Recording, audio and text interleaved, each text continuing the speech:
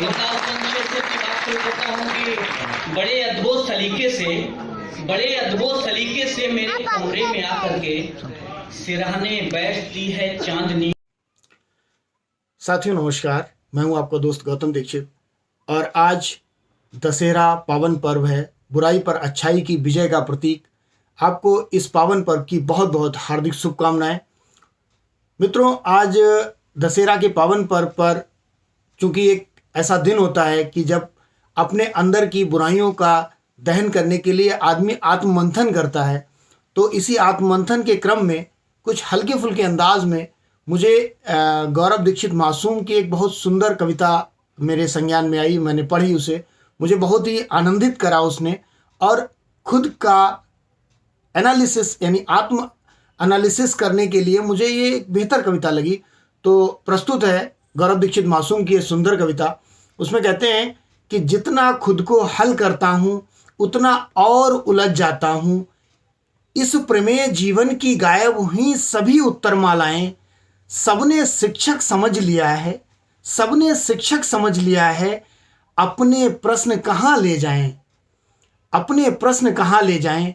बच्चों की चिंता होती है लिए सवैया, हर मंदिर की चौखट पर किस्मत रोती है।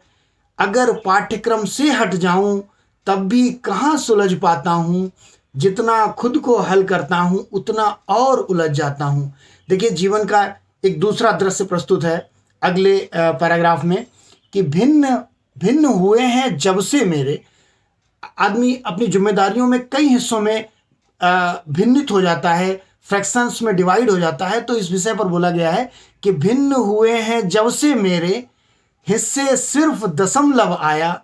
गुणा गणित में ऐसा डूबा कभी शून्य से उबर न पाया।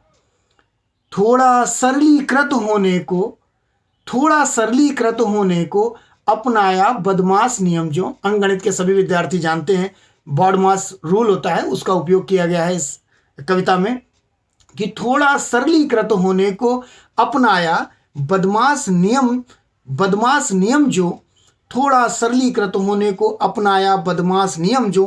टूट गए ये कह अभिभावक, तुम्हें बंदिशों में रखें क्यों।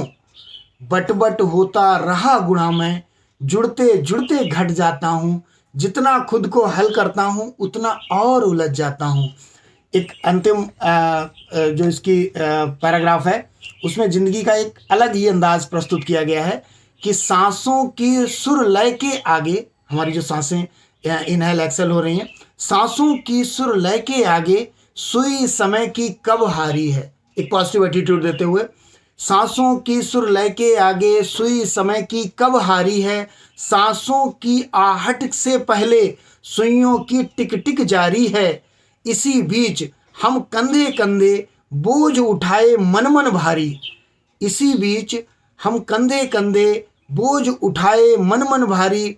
अनगिन बार छोड़ ये दुनिया, करने निकल पड़े तैयारी। जन्म पत्र में नवमंडल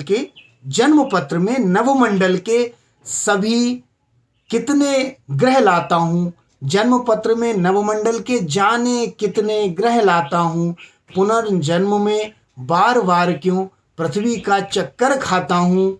जितना खुद को हल करता हूँ उतना और उलझ जाता हूँ।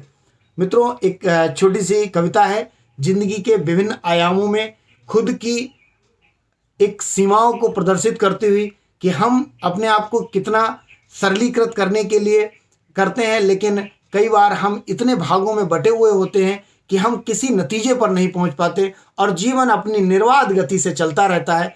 खैर, ऐसे ही दशहरा पावन पर्व की आप सभी को बहुत बहुत शुभकामनाएं। और आत्ममंथन होता रहना चाहिए, कविता के माध्यम से, किसी गीत के माध्यम से, किसी लेख के माध्यम से। मित्रों, मैं इन दिनों एक पुस्तक पढ़ रहा हूँ, ए monk who sold his Ferrari.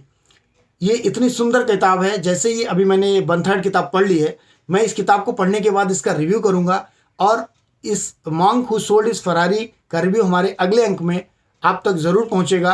और ये 200 पेज की किताब मैं आपके लिए 10 मिनट में उसका बेहतरीन रिव्यू लेके ज़रूर हाजिर होऊंगा। मिलते हैं अगले किसी मज़ेदार वीडियो में। तब तक के लिए जय हिंद, जय भारत।